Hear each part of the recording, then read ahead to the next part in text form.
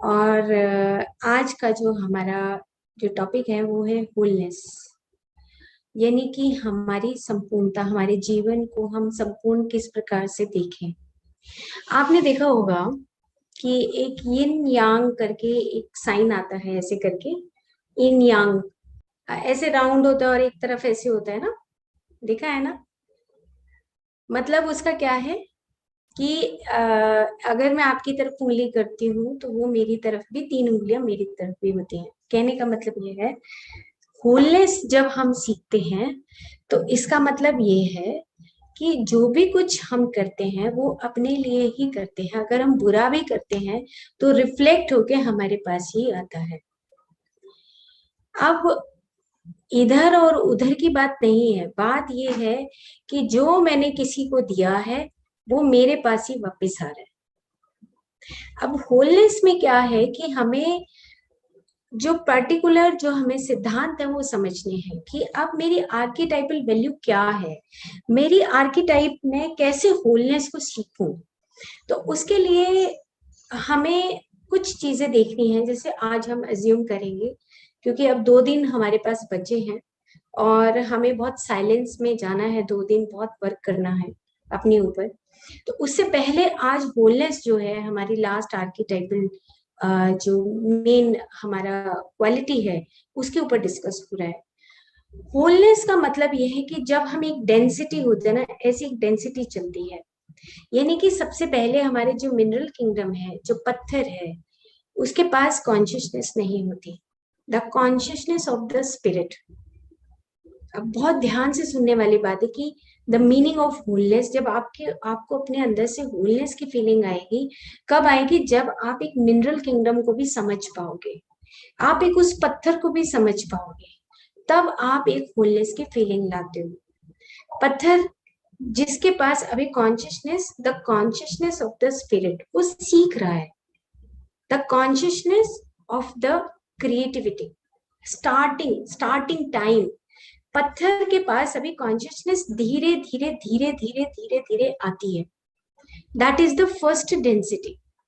First density का मतलब ये कि होलनेस में एक पार्ट ऐसा है जो छोटा सा, कि हम मिनरल किंगडम के बारे में रिस्पेक्ट करना सीख जाते हैं। क्योंकि ये आर्किटाइपल जो वैल्यू है ये हमें खुदा बना देती है, गॉड बना देती है, द प्योर कॉन्शियसनेस बना देती है, परमात्मा बना देती है। क्योंकि हम अब लास्ट में जो क्वालिटी है हमारी फोर्थ मेंटल बॉडी का जो लैंड है, उसमें लास्ट क्वालिटी है the wholeness. You you understand the every kingdom.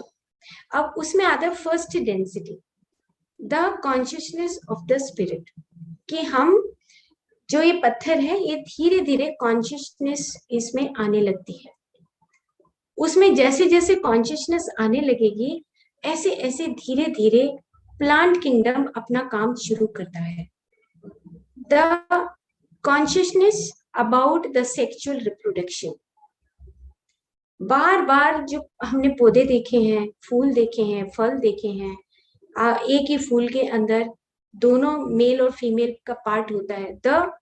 The creativity about the sexual reproduction, the second density. Plant आगे बढ़ते हैं, बीज बनते हैं, बीज से फिर से पेड़ बनते हैं, और वो नेचर का एक प्रोसेस शुरू हो जाता है। अगर मैं होलनेस, मेरे पास एक क्वालिटी है, तो मैं उन पौधों को बहुत सेंसिटाइज तरीके से समझ रही हूँ कि ये जो सेक्सुअल रिप्रोडक्शन है ये अब नहीं आया, इंडिविजुअल सोल में नहीं था। इंडिविजुअल सोल से पहले हम वहां से एक एक गुण सीखते हुए आ रहे हैं, और वो गुण सीखते सीखते हम होलनेस तक, हम एक इंडिविजुअल सोल तक पहुंचे हैं। उसके बाद क्या आता है?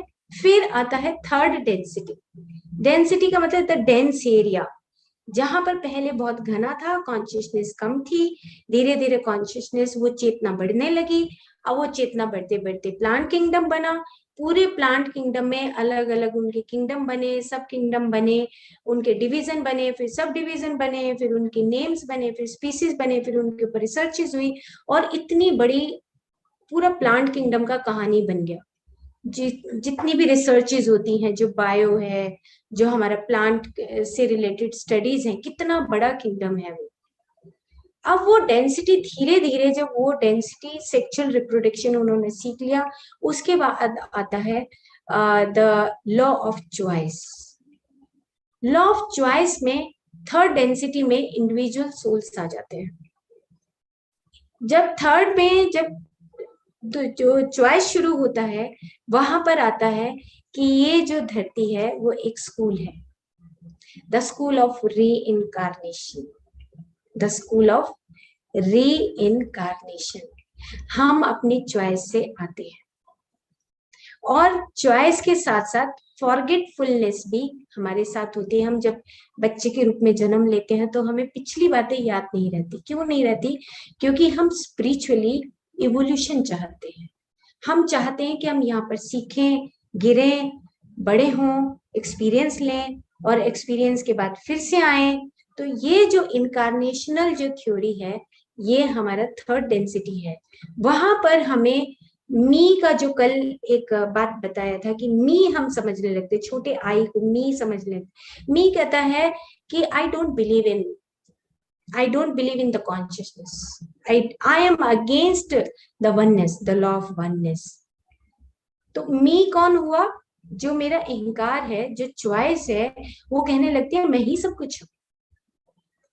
तो होलनेस का जो पार्ट है वो कहीं कट जाता है, और मी की चॉइस बढ़ने लगती है।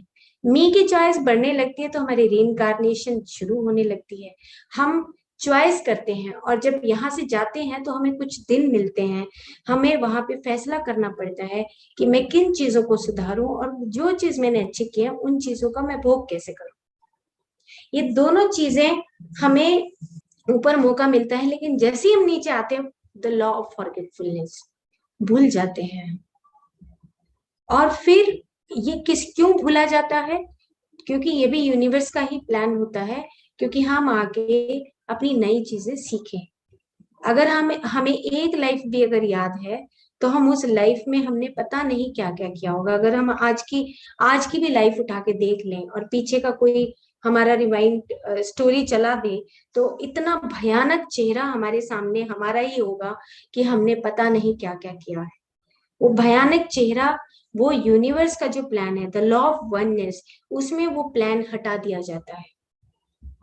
और वो प्लान इसलिए हटा दिया जाता है ताकि हम अपने लॉ ऑफ इनकारनेशन की जो थ्योरी है उसको समझ सके, द लॉ ऑफ होलनेस को समझ सके, आर्किटाइपल वैल्यू को समझ सके। पिछली बातों को हम भूल जाएं, चेंज कर लें अपने आप को। जब हम थर्ड डेंसिटी में रहते हैं, तो थर्ड डेंसिटी में रहते रहते हमारे पास चॉइसेस आते आते, हम चॉइसेस को देखते देखते एक टाइम ऐसा आता है सिचुएशन का, कहते हैं कि बस अब बहुत हो गया। तब हम फोर्थ डेंसिटी में जाते हैं, यानी कि fourth supramental body. Fourth supramental body तक आते आते हम मेडिटेशन सीखते हैं। फोर्थ मेंटल सुपरामेंटल बॉडी के पास आते आते हम साइलेंस सीखते हैं, हम थोड़ा एक्सपीरियंस सीखते हैं, हमारे पास विजडम आने लगता है, हम किताबें पढ़ने लगते हैं, हमारी कुछ कुछ जो कॉन्शियसनेस है वो इंक्रीज करने लगती है, एक्सपैंड करने लगती है। और उसके बाद जब हम फोर्थ मेंटल सुपरामेंटल बॉडी के ऊपर आते हैं, तब हम आर्किटाइपल वैल्यूज को एक्सेप्ट करने लगते हैं कि हाँ, अब जो हो गया इट्स ओके, लेकिन अब मुझे होलनेस सीखना है। और इस प्रकार से चलते चलते फोर्थ डेंसिटी से फिफ्थ डेंसिटी, सिक्स्थ डेंसिटी, लेकिन बीच में जो लॉ ऑफ, जो हमारा आया कि लॉ ऑफ फॉरगेटफुलनेस, इसी प्रकार से जो हमारा लॉ है कि लॉ ऑफ इनकारनेशन, इस तरीके से लॉ आते हैं। उसमें लॉ ऑफ लव और लोगोस आया है। उसमें क्या है लव और लोगोस में, कि लोगोस का मतलब है कि जैसे मान लो एक कोई भी पत्ता है, हम कोई भी चीज लें, एक शेप है, जैसे मान लो ये ट्यूब का एक शेप है। अब ये आपको दूर से भी पड़ा होगा तो पता लगेगा कि कौन सी कंपनी का क्या शेप है। सेम इसी तरीके से जो पत्ता है, लोगोस का मतलब होता है कि देयर इज ए आकाश तत्व, उसका एक डिजाइन सेट कर दिया जाता है यूनिवर्स के द्वारा, मदर नेचर के द्वारा, कि अब ये जो पत्ता है, ये मूली का पत्ता है, इससे बड़ा नहीं हो सकता। बड़े का मतलब कि इतना बड़ा नहीं हो सकता कि बढ़ता ही चले जाए, उसका एक सेचुरेशन आएगा और रुक जाए। ये है लॉ ऑफ लोगोस। इसी तरह हमारी जो चॉइस है, हमारी री थ्योरी पे भी लोगोस लागू होता है कि हम जब बोर होने लगते हैं, अरे अब बहुत हो गया, मटेरियलिज्म मैंने बहुत देख लिया, अब मुझे नहीं चाहिए, अब उस मटेरियलिज्म को हम चेंज करने के लिए हम स्पिरिचुअलिज्म में आ जाते हैं, कहीं कहीं हम घूमने के लिए निकल जाते हैं। हम अपनी चॉइसेस को बदलते रहते हैं, चॉइसेस को बदलते रहते हैं। The law of love and logos, यानी कि हम उस डेंसिटी में रहते हुए, चाहे हम फर्स्ट में हैं, सेकंड में हैं, थर्ड में हैं, फोर्थ में हैं, उन डेंसिटी का हमारे पास एक अपॉर्चुनिटी दिया जाता है द लॉ ऑफ वननेस के द्वारा, कि हम उस डेंसिटी में आए, हम सीखें और सीख कर हम आगे चलें, हम वहां पे स्टकअप ना हो। लेकिन मोस्ट ऑफ द हमारा लॉ ऑफ जो थर्ड डेंसिटी है, हम उसमें स्टकअप हो जाते हैं। और उसमें जब तक हम स्टकअप रहते हैं, जब तक हम खुद से, अपने आप से, फ्री विल से ये नहीं चाहते कि now I want to change, the law of free will भी आता है। वो ऊपर पूछा जाता है, तुम्हारी फ्री विल है, तुमने ही तो चूज किया था, तुम्हें अपना डिजाइन, लाइफ डिजाइन भले ही आता हो, लेकिन तुमने चूज किया है। फिर हम उस फ्री विल को समझने लगते हैं। उसके बाद फिर हम ये समझने लगते हैं कि अब हमें फोर्थ डेंसिटी से फिफ्थ डेंसिटी में जाना। फोर्थ डेंसिटी है कि जहां पर हम आर्किटाइपल वैल्यूज को बनाने लगते हैं। ये हमारे पास ऑलरेडी होती है, बट इट्स ए चॉइस, हमें चॉइस मिलती है, फ्री विल भी हम देखते हैं। और इस प्रकार से हमारी जो डेंसिटीज हैं, वो डेंसिटीज आगे बढ़ती चली जाती हैं। जैसे सूरज कैसे बना, तारे कैसे बने, ये आगे की बात है, नक्षत्र कैसे बने, गैलेक्सीज कैसे बने, ये सारा जो क्राइटेरिया है, एक डायनेमिक फॉर्म में लगातार हम घूमते रहते हैं, चलते रहते हैं। जिस दिन हमें ये लॉ ऑफ होलनेस का मतलब समझ आ गया, हमें आर्किटाइपल वैल्यू समझ आ गई, अरे कभी तो धरती रुकी ही नहीं, अरे ये मेरे चारों तरफ जो एनर्जी वो कभी रुकती नहीं है, तो मैं क्यों पकड़ के बैठा हूँ किसी चीज को, मुझे भी तो छोड़ देना है, मुझे भी तो ढीला छोड़ना है। अब वो जैसी पकड़ आती है, हम उस मैटर फॉर्म में आने लगते हैं। जैसे जैसे हमारी चॉइस हमें पकड़ने लगती है, जैसे जैसे पकड़ आएगी, वैसे वैसे हमारी बॉडी का फॉर्मेशन होना शुरू हो जाता है। Convert into the matter, choices converts the matter, choices converts the body, ये हमारा मैटर फॉर्म होना शुरू हो जाता है अकॉर्डिंग टू द री इनकारनेशन थ्योरी। ओके, एक लाइफ में तुमने ऐसा किया, that's why you will suffer from this disease. आप इस रोग को क्यों रोको, क्योंकि जैसे मैं कई बार डिस्कस करती हूँ, जैसे HIV का रिसर्च किया, तो उसमें बहुत सारे यंग जो बॉयज हैं, गर्ल्स हैं, वो अपने एक एक्सपीरियंस लेने के लिए आए। कभी उनके मन में, मेरे मन में नेगेटिव फीलिंग नहीं आई कि they have done wrong. No, they have experience so many things. उन्होंने दुख भी देखा, उन्होंने बहुत सारी चीजों का अनुभव लेने के बाद उस चॉइस के उस एंड पर आए कि यस, अब हम ये गलती नहीं करेंगे, we will choose only one partner. लेकिन हम HIV के पेशेंट हो, चाहे कोई भी पेशेंट हो, हम उसको बहुत नेगेटिव तरीके से देखते हैं। इसीलिए शायद मेरे पास बहुत पेशेंट आते थे। क्यों? क्योंकि HIV just like a diabetes, HIV is just like a thyroid, बीमारी बीमारी है। लेकिन चाहे वो डायबिटीज का एक्सपीरियंस हो, चाहे वो HIV का एक्सपीरियंस हो, एक लाइफ में उन्होंने चुना है कि how to live with the multiple partners. और उसके बाद जब वो गलतियां करते हैं तो सीखते हैं, उसके बाद वो एक पॉइंट पे आते हैं, yes I will choose only one partner. ये जो एक्सपीरियंस है, उस एक्सपीरियंस के बेसिस पे फिर वो चॉइसेस खत्म होती हैं, और उसके बाद वो फिर हम हायर डेंसिटी में जाना शुरू करते हैं, और हायर डेंसिटी में जाते ही रहते हैं, जाते ही रहते हैं। और ये जो होलनेस का पार्ट है, ये हमारा फोर्थ और फिफ्थ डेंसिटी से रिलेटेड है। जब हम होलनेस सीख जाते हैं, हम अपनी चारों तरफ, अब हमारी आंखों का नजरिया बदल जाता है, हमारे हाथों का काम बदल जाता है, हमारे सुनने की कला बदल जाती है, हमारा काम करने का ढंग बदल जाता है, सत्यता आ जाती है, जो आर्कीटाइपल वैल्यू है, ट्रूथ आ जाता है, हमारी ट्रांसपेरेंसी आ जाती है, हम कंपैशन सीखते हैं। कितनी सारी चीजें होलनेस के अंदर इन्वॉल्व हो जाती है, और फिर हम खुद ही बदल जाते हैं। धीरे धीरे धीरे धीरे हम बदलने लगते हैं। क्यों बदलने लगते हैं? क्योंकि अब पता है कि अब हमारा जो रिकॉर्ड है वो खराब हो रहा है। अभी तक तो इग्नोरेंस में ठीक है, जो हमने रिकॉर्ड कर लिया वो इट्स ओके, लेकिन अब हमारा रिकॉर्ड जानने के बाद खराब नहीं होना चाहिए। जैसे whatever you do against your better knowledge is a sin for you। जो भी हम काम जानते हैं, उसके जानने के बावजूद भी अगर हम गलतियां करते हैं, हम दूसरों को नॉलेज नहीं देते हैं, तो ये हमारे लिए एक सिन है, जीसस क्राइस्ट का कोट है। क्यों? क्योंकि हम अब जान गए हैं कि हम आत्मज्ञानी हैं, जान गए हैं कि हमारे पास एक आर्कीटाइपल जो मूल आत्मा के गुण हैं वो हमारे पास आ रहे हैं, और हमने जान लिया, सुन लिया, एक्सपीरियंस कर रहे हैं। लेकिन उसके बावजूद भी अगर हम फिर गलतियां करते हैं, देन वो हमारी मिस्टेक जो है आकाशिक रिकॉर्ड में जाती है। हम उस आकाशिक रिकॉर्ड पे फिर से हमें वापस आना पड़ता है।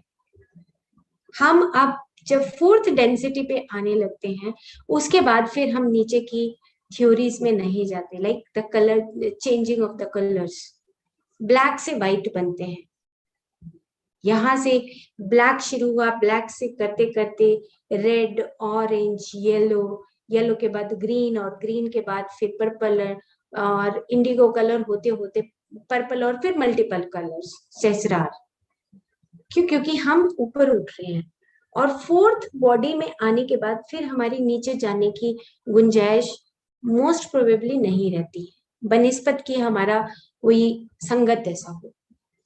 जब हम फोर्थ बॉडी के अंदर आ जाते हैं, हमें उसको एक्सपेंड करना आता है, तो ऑटोमेटिकली जो हमारी मन का शरीर है, जो कारण शरीर है, वो ऑटोमेटिकली श्रिंक होने लगता है कि नाउ देर इज नो वे। हम जो काम कर रहे हैं, आज मैंने किसी को पानी पिलाया, आज मैंने खाना खिलाया, it is finish, because Karma is finish हो। अब ना मेरी इच्छा है, ना मेरी कोई एक्सपेक्टेशन है, जस्ट चाय पिलाई, that's all, it was my duty. यहीं पे मेरा कर्म और कर्म फल दोनों खत्म हो गए। अब मैं ओनली और ओनली एनलाइटेंड पर्सन हूँ, मैं एक लाइट बीइंग हूँ। यहाँ पे कोई रिकॉर्ड नहीं है, ना कर्म का ना कर्म फल का। वो है द आर्कीटाइपल वैल्यू ऑफ होलनेस। तो ये जो होलनेस है, इसके लिए हमें बस इतना है कि हमें डेली का एक प्रैक्टिस करना है कि अभी हो गया हो गया, don't be serious, don't feel the guilt. कोई गिल्ट करने की जरूरत नहीं है। क्यों? क्योंकि ऐसे किसी ने मेरे से सवाल किया कि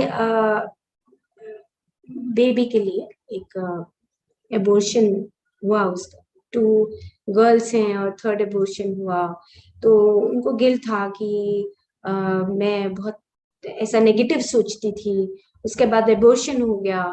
तो अब जो सोल होती है, पर्टिकुलर एक एग्रीमेंट होता है माँ के और सोल के बीच में, एक एग्रीमेंट है। इतने सारे लाइफ टाइम में हम अपनी डेथ्स को भी चुनते हैं, सेम सोल भी चुनती है कि मैं 1 महीने का, 3 महीने का, 6 महीने का, 4 साल का, 20 साल का, 50 साल का। सोल का एक एग्रीमेंट होता है अपने पेरेंट्स के साथ। तो डोंट फील गिल्ट। उसको बताया कि ये आपको गिल्ट नहीं करना है, आपका आपका मिस्टेक नहीं है। अगर इग्नोरेंस में आपने नेगेटिव सोचा भी है, तो वो इग्नोरेंस में सोचा। अब मेडिटेशन में आने के बाद मत रो आप, अब रोने की जरूरत नहीं है, क्योंकि आपका और सोल का एग्रीमेंट होके वो जा चुके हैं, सोल कहीं और इनकारनेट हो गई होगी। तो इसीलिए कभी भी हम कोई गलती करते हैं, बोलते हैं, तो डोंट फील गिल्ट, वो नहीं करना है। और सेल्फ पिटी भी नहीं। सेल्फ पिटी भी बहुत डेंजरस चीज है। हम बहुत ड्रामा करते हैं, हाय मेरे तो ऐसा है, हाय मेरे ऐसा है, हमने ऐसा कर दिया। ज्यादा शो ऑफ करने की आदत हो गई है हमें, क्योंकि ऐसे समाज में रहते हैं। No, be transparent, don't show off. Self pity, no self pity. बैठे हैं सोफे पे, कोई अच्छा क्या हो गया तुम्हें? हाँ आज मैं थक गई हूँ बहुत। क्यों सेल्फ पिटी? वाई? आप चाहते हो दूसरे से आपको कि एक दया की भीख मिले? क्यों ऐसा हम क्यों करते हैं? क्योंकि हमें उस आत्मा का पता ही नहीं है कि हम itself we are so powerful. Self pity मांगते हैं दूसरों से, दूसरों के भरोसे रहते हैं। अच्छा आपने अभी, मैं डायबिटीज के ऊपर एक मेरा रिसर्च चल रहा है पीएचडी का। अब मैं हर पेशेंट से ये पूछती हूँ डायबिटीज के ऊपर, उसका हस्बैंड कहेगा जी दवाई नहीं खाती है। मैं कहती हूँ तेरे को दवाई ये पूछे भी क्यों तेरे से, तू खुद नहीं खा सकती? भाई इसी से आशा करनी है तेरे को कि ये दवाई पूछे और तू खाएगी? क्यों? आपका खुद का अपना नहीं, आपको नहीं पता कि मेरा पेनक्रियास खराब हो जाएगा, मैं मर जाऊंगी? आप क्यों आशा करते हो उससे कि भाई वो पूछेगा? हाय इसने तो आज मेरे से पूछा ही नहीं। कितने पेशेंट ऐसे आते हैं जो कहते हैं इसने आज मेरे को कहा ही नहीं था, मैं तो भूल गई थी दवाई लेने। ऐसी मेल और ऐसी फीमेल दोनों एक ही कैटेगरी के हैं। क्यों हम क्यों आशा रखते हैं? सेल्फ पिटी, नहीं आज मैं थक गई थी, इन्होंने याद ही नहीं कराया। आधा तो किस्सा यहीं पे मैंने कहा बस तुम्हारी डायबिटीज नहीं ठीक हो सकती। क्यों? क्योंकि तुम आशा करते हो। तुम खुद नहीं अपने पैरों पे, तुम्हारी आंखें हैं, कान है, नाक है, सब कुछ भगवान ने दिया है। तुम क्यों खुद क्यों नहीं खड़ी होके लेती? किसकी ड्यूटी है? आपको ठीक होना है ना, उसको तो नहीं होना। तो सुबह से शाम तक काम करके आता है, थका आ रहा है, वो क्यों पूछेगा? और भूल भी गया तो क्या हो गया? But the main thing is the self pity. हम चाहते हैं दूसरों को भी परेशान रखें और खुद भी परेशान। इंडिपेंडेंट नेचर, द होलनेस, आप अपने आप में संपूर्ण हो। ये संपूर्णता जिस दिन सीख लेंगे बीमारियां भी दूर हो जाएंगी। ये तो डेली रूटीन में जब मैं देखती हूँ तो मेरे को थोड़ा सा ऐसा लगता है कि अच्छा भाई, नहीं ऐसा नहीं होना चाहिए, ये तो तुम्हें चेंज होना चाहिए।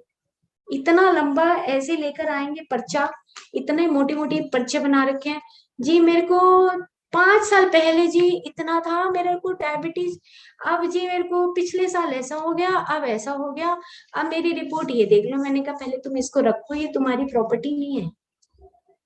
ये तो प्रॉपर्टी जलाने वाली प्रॉपर्टी है, इसको क्यों तुमने संभाल के रखा? अब ऐसी वाली चीजें संभाल के रखोगी तो प्रॉपर्टी तुम्हारी बनेगी ना, ऑटो इम्यून डिजीज आएगा क्योंकि तुमने इसकी प्रॉपर्टी बना ली। खुद ही सोचने लगेगा बॉडी, अच्छा ये तो मेरा है, चलो भाई अगेंस्ट अगेंस्ट चलते हैं। That's why we are developing so many मतलब क्रिटिकल स्टेजेस ऑफ डिजीजेस, क्योंकि हमने उसको प्रॉपर्टी बना लिया। कभी मैंने कहा तुमने सोचा कि मेरे को डायबिटीज मेरी जड़ से खत्म हो जानी चाहिए? कभी नहीं सोचा। नहीं, I am still dependent on the medicine. क्यों? क्योंकि 20-20 साल से खाने की आदत पड़ गई। ये डिपेंडेंसी इसलिए है क्योंकि हम वो आर्किटाइपल जो वैल्यूज हैं उनको हम कभी सीखा ही नहीं। और एक हैप्पीनेस के लिए हम इस धरती पे आते हैं और यही हमारा अल्टीमेट गोल होता है। जब सोल यहाँ से जाती है तो उसको बहुत खुशी होनी चाहिए, बहुत खुशी होनी चाहिए। वो कोई अपने साथ ऐसी कोई चीज ना लेके जाए कि हाँ ये मेरा दुख या मेरा गिल्ट मेरे साथ जा रहा है। नहीं, हमें सब यहीं पे ड्रॉप करना है, सब कुछ यहीं पे ड्रॉप करना है, कुछ नहीं जाना चाहिए।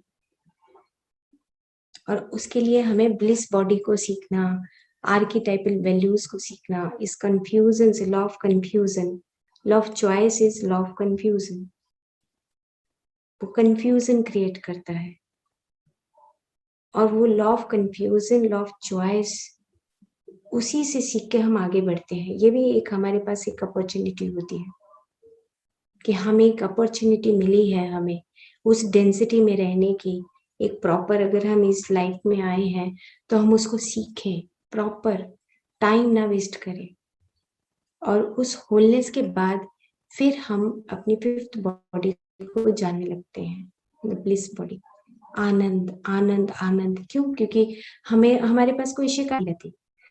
हमें पूरा होलनेस समझ आ जाता है कि हाँ, हर डेंसिटी पे अलग अलग तरह के लोग हैं, क्यों इनसे झगड़ा करना। लॉ ऑफ कर्मा तो है, लेकिन लॉ ऑफ कर्मा में भी अब हमें उसको डिसॉल्व करना सीखना है। Dissolve dissolve dissolve. क्यों? क्योंकि अभी तो हम धरती से सूरज के बीच तक भी नहीं एक्सेस करना सीखा।